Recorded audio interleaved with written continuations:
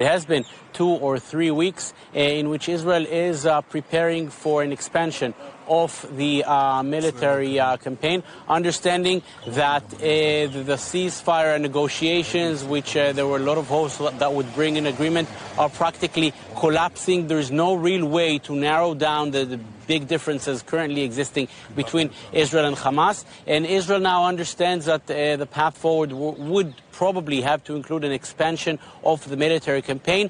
How much will it be expanded? That's the question. If you ask the far-right ministers, Itamar Ben-Gvir and Bezalel Smotrich, the only aim of the war should be the total conquest of the Gaza Strip. The Prime Minister is more conservative in his thought, maybe perhaps having a plan in which Gaza is put under some kind of a siege that would bring Hamas to a certain attrition, a siege, but on the other hand, also making sure that food is brought into Gaza, because we know we're constantly speaking about the major international criticism towards Israel these days due to the hunger reported from Gaza. And all this as the videos of the emancipated Israeli hostages, as you mentioned, were put forward, causing major outrage here in Israel. Israelis are saying that one way or another hostages should be brought out, and brought out soon. If it doesn't happen, they will simply not survive.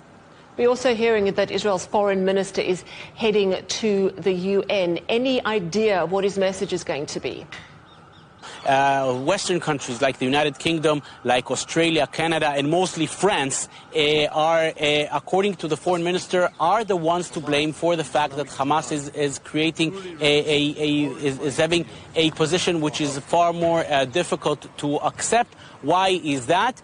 Simply because Hamas understands that if there's no agreement soon, then come the UN General Assembly next month, many of those countries, all of them Western countries, all of them Israeli allies, will most probably accept or come to terms with a Palestinian state. Hamas spokespeople have said it loud and clear. The recognition of a Palestinian state will be our victory. This is the victory that we put forward on October 7, 2023, according to Hamas. And what the foreign minister will say at the United Nations Security Council tomorrow is that this recognition, all of these Western countries recognizing a Palestinian state, that's exactly the victory that Hamas is asking for. That's exactly the reason why Hamas has no intention of reaching a deal with Israel anytime soon.